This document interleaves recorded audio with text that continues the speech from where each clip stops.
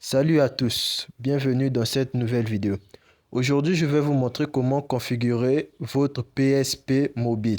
Donc, si vous êtes nouveau sur la chaîne, n'oubliez pas de vous abonner, de liker et d'activer la cloche de notification pour ne pas manquer mes prochaines vidéos.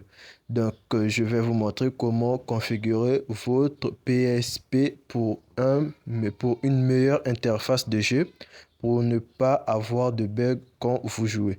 Donc, nous allons très vite commencer.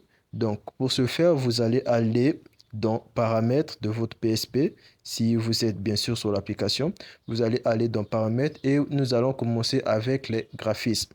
Donc, vous allez appuyer Rendu Back-end. Rendu Back-end, on va laisser ça à OpenGL. Et ensuite, nous allons aller dans Définition du rendu. Définition du rendu, je vous conseille de laisser PSP x4 1800 comme 1080 pixels. Et là, rendu logiciel expérimental, vous allez le désactiver. Vous n'allez pas l'activer. Et là, nous allons aller définition d'affichage de l'appareil. Donc, vous allez laisser ça à définition native de l'appareil. Donc, ici, vous allez laisser à définition native de l'appareil. Et là, plein écran, vous laissez. Là, vous êtes sur les filtres de l'échelle de l'écran. Donc ici, vous n'allez toucher à rien, vous allez sortir. Nous allons venir dans saut d'image. Saut d'image, nous allons mettre 1. Donc à saut d'image, nous allons mettre 1. Et type de saut d'image, je vous conseille de laisser à nombre d'images. Nous avons saut d'image automatique, vous ne l'activez pas. Vitesse alternative 1 en pourcentage, 0 égale illimité. Vous allez laisser ça à illimité. Vitesse alternative 2, ici vous allez laisser à vous allez le laisser désactiver, vous n'allez pas l'activer. Pas d'effet en mémoire tampon à vitesse, vous ne le cochez pas. Disable Cooling, vous ne le cochez pas aussi. Skip GPU Readback, ici vous allez rien toucher. Donc ici vous allez venir à qualité des courbes de Bézier et slip, vous allez le laisser en note. Donc ici, vous allez le laisser en note. Et on a commande graphisme en mémoire tampon. Ici, donc vous allez le laisser tel qu'il est. Donc nous allons revenir, vous allez le laisser à max 2. Et transformation matérielle, vous le laissez tel qu'il est. Enveloppe logicielle, vous le laissez tel qu'il est. Tessellation matérielle, vous ne cochez pas. Nous venons à type de mise à l'échelle. Ici, nous avons XBRZ, hybride, bicubique, hybride plus bicubique. Donc, vous allez laisser à XBRZ. Niveau de mise à l'échelle. Ici, vous allez le mettre à 2 fois. Améliorer, vous le laissez tel qu'il est. Filtre anisotrope, vous allez le mettre à 16 fois. Donc, vous allez le laisser à 16 fois. Filtre de texture, vous allez le laisser à automatique. Donc, ici, nous allons aller dans caméra, dans la section caméra. Ici, vous allez le laisser, on est dans la section caméra.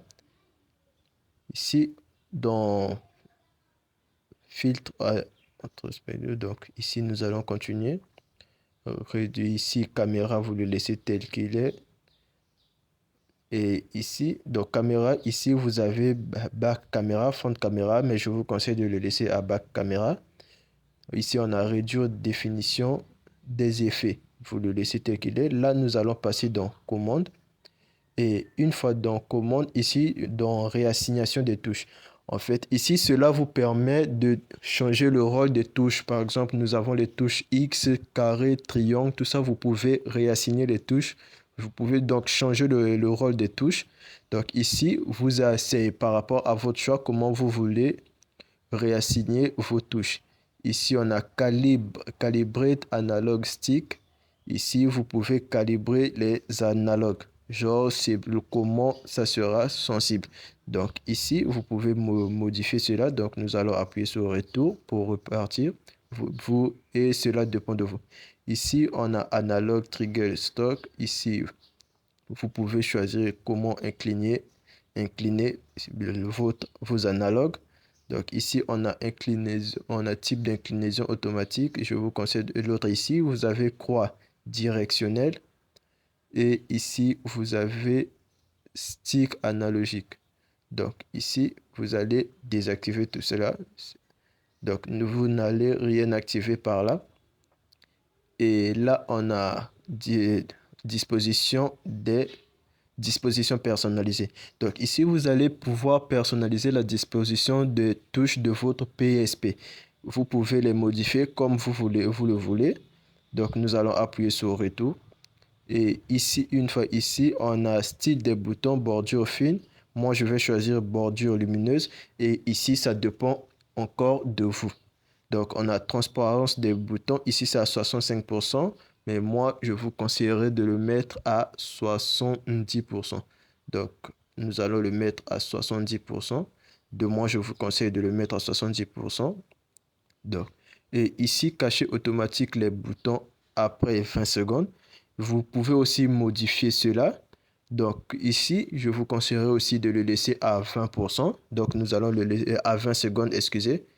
Et ici, vous allez activer iTouch Analog Stick Background Circle. Donc ici, vous allez l'activer.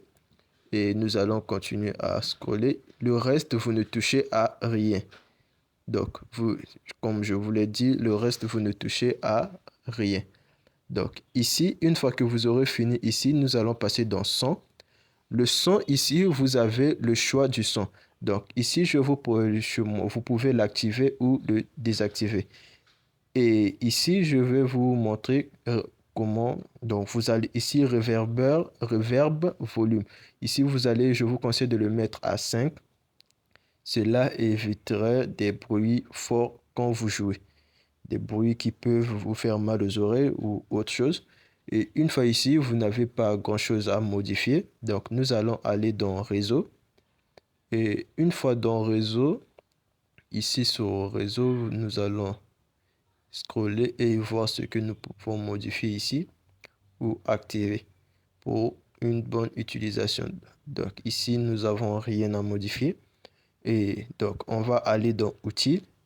Et une fois dans Outils, nous allons choisir. Ici, nous avons Gestion de sauvegarde, Information système. Donc, Gestion de sauvegarde, vous pouvez voir vos dernières sauvegardes.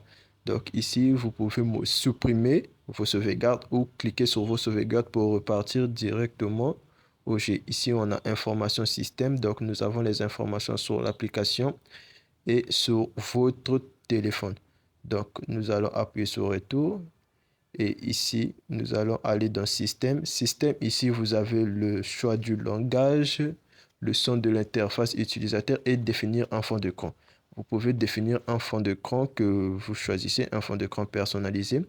Et ici, vous pouvez choisir votre arrière-plan. Donc, on a UI Background, animation. Et donc, vous allez choisir votre animation. Comme moi, j'ai choisi Wave, les vagues en français. Et là, vous pouvez personnaliser votre arrière-plan. Et ici, vous avez encore d'autres interfaces.